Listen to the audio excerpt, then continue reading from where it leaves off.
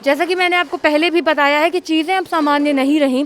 कोविड-19 की वजह से बहुत सी चीज़ों में बदलाव आ गया है, ऐसी चीज़ों में बदलाव आ गया है जो पिछले कई वर्षों से चली आ रही थी और अब नहीं हो रही है। जी, हम बात कर रहे हैं डालीगंज स्थित माधव मंदिर की, जहां पिछले 59 सालों से भगवान जगन्नाथ की शोभा यात्रा निकाली जाती थी, मगर इस बार उस यात्रा को रोक दिया गया है, उस प्रथा को रोक दिया गया है जो पिछले कई वर्षों से चली आ रही थी।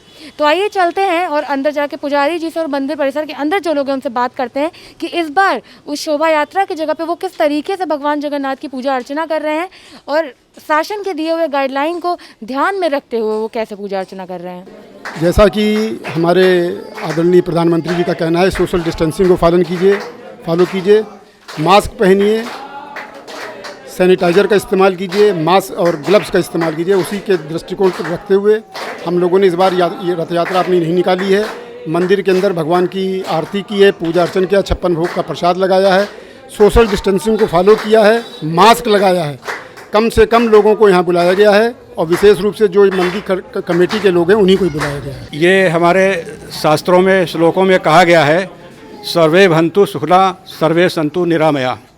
सभी सुखी रहें, सभी निरोग रहें और विश्व में सबका कल्याण हो। इससे बड़ी जो है हमारी जो सद्भावना है, इसका संदेश पूरे विश्व में जाता है।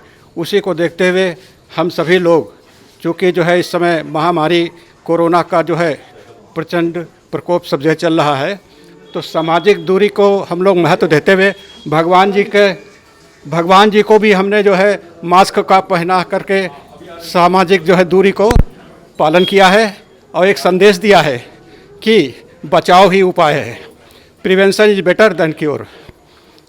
विश्व में सुख शांति समृद्धि बने और जिस तरह से आज विश्व इस कोरोना जैसी महामारी से जूझ रहा है, ईश्वर से मेरी यही प्रार्थना है कि इस बीमारी से जल्द छुटकारा मिले। और यही मेरा कहना है कि जब भी बाबा के हम लोग चरणों में आए हैं तो निश्चित हम सभी लोगों सुख दुख हरे हैं।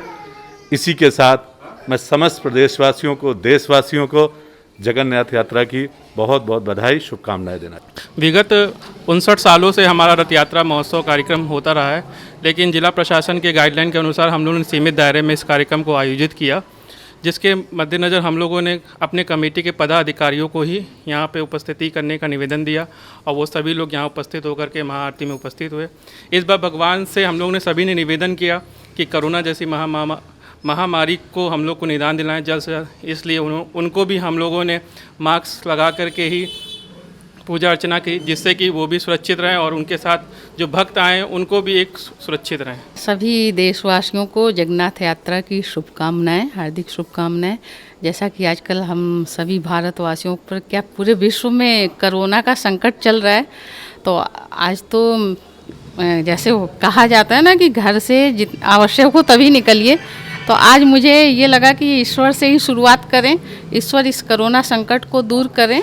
और हमने आज ये हो कि प्रार्थना किया कि भगवान इस कोरोना को दूर भगाइए और जिससे हम लोग सामान्य ज़िंदगी को फिर से जीने लगे। तो जैसा कि आपने देखा, हमने मंदिर परिसर में आए लोगों से बातचीत की। उन्होंने हमें बताया कि सरकार के दिए गए गाइडलाइन के अनुसार ही यहाँ पर भव्य आरती का आयोजन किया गया, जिसमें सिर्फ मंदिर के पद अधिकारी ही उपस्थित थे।